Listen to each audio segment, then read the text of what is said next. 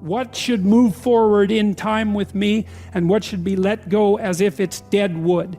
And the more dead wood that you let go of and burn off when you have the opportunity, the less it accretes around you. Here's something interesting about forest fires. You know, people have been trying to prevent forest fires for a long time. The forest fire can burn so hot that it burns the topsoil right off, in which case you don't have a forest at all anymore, you just have a desert. And lots of trees are evolved to withstand forest fires of a certain intensity, and some won't even release their seeds unless there's been a fire. And so a little bit of fire at the right time can stop everything from burning to the ground. And that's also a really useful insight, a metaphorical insight into the nature of sacrifice, right? It's also a lot easier to let go of something when you're deciding to let go of it, because you've decided yourself that you're done with that. It's a weak part of you. It needs to disappear. You do that yourself, it's much better and much easier than it is if it's taken away from you forcibly, in which case you're very much likely to fight it. There's another interesting thing here, a motif that runs through the entire Bible. It's a very, very powerful motif.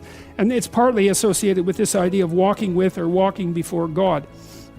And you know, in the New Testament, Christ says something like, thy Father's will be done. And he means that will should be done through him. And so, I won't be able to state this exactly right, but it's something like this.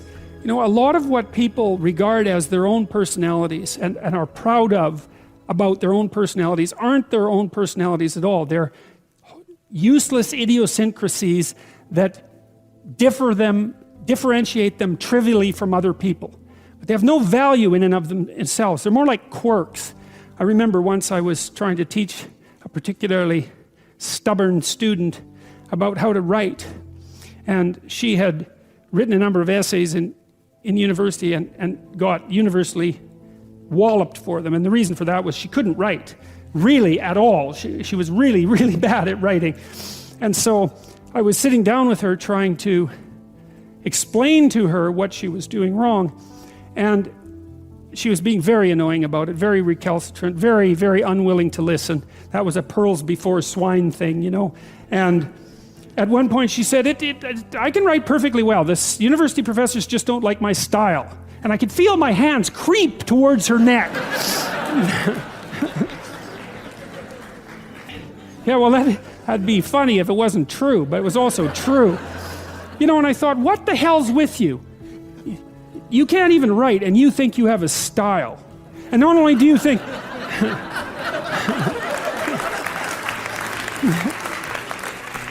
Yeah, not knowing how to write is not a style. That's the other point, right?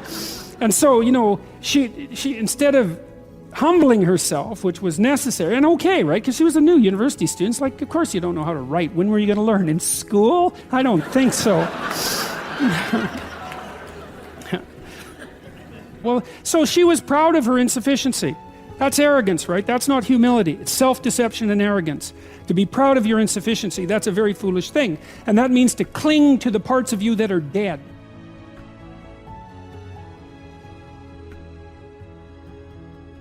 Back to the walking with God idea. You know, as you elevate your aim,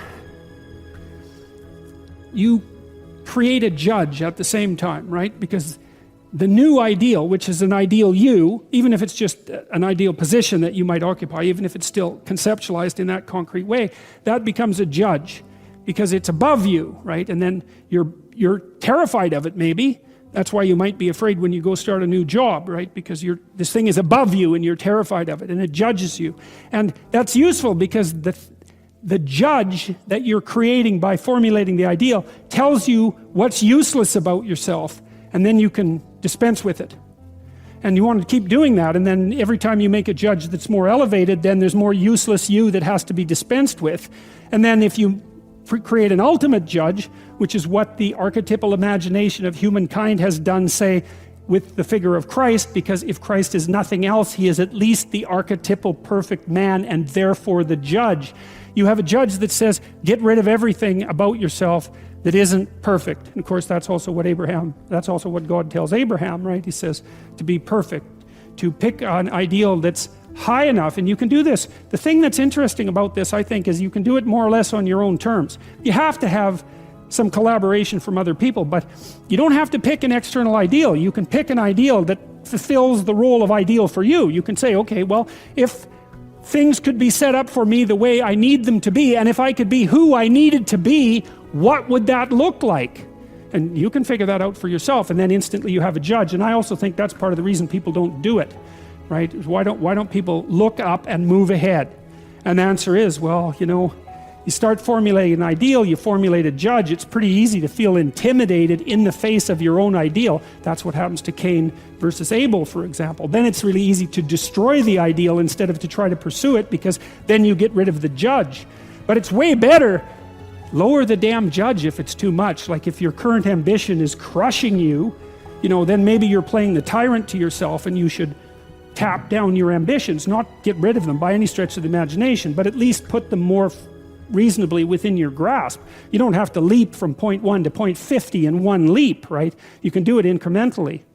But I really like this idea. I think it's a profound idea that the process of recapitulating yourself continually is also the process of, it's a phoenix-like process, right? You're shedding all those elements of you that are no longer worthy of the pursuits that you're valuing.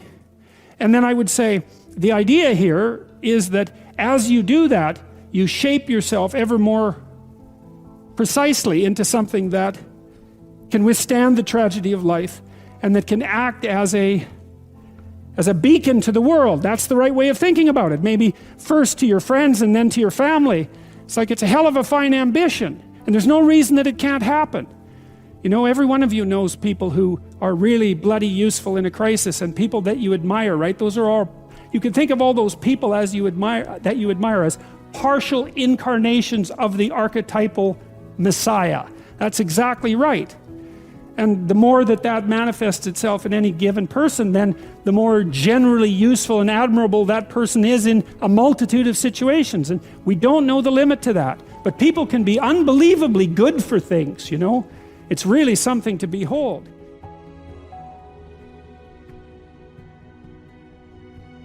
In order to have any positive meaning in your life, you have to have identified a goal, and you have to be working towards it. And there is a technical reason for that. And the technical reason, as far as I can tell, is that the circuitry that produces the kind of positive emotion that people really like is only activated when you notice that when you're proceeding towards a goal that you value.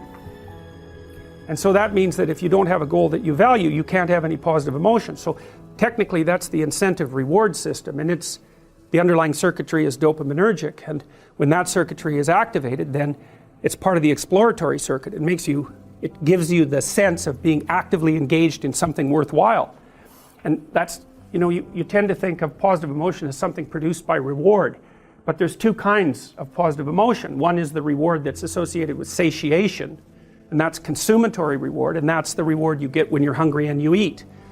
But the thing about eating when you're hungry is that it destroys the framework within which you were operating, right? It's time to eat. Well, you eat, and then that framework's no longer relevant. So the consummatory reward eliminates the value framework. And then you're stuck with, well, what are you going to do next? And so the consummatory reward has with it its own problems. But the incentive reward is constantly what keeps you moving forward.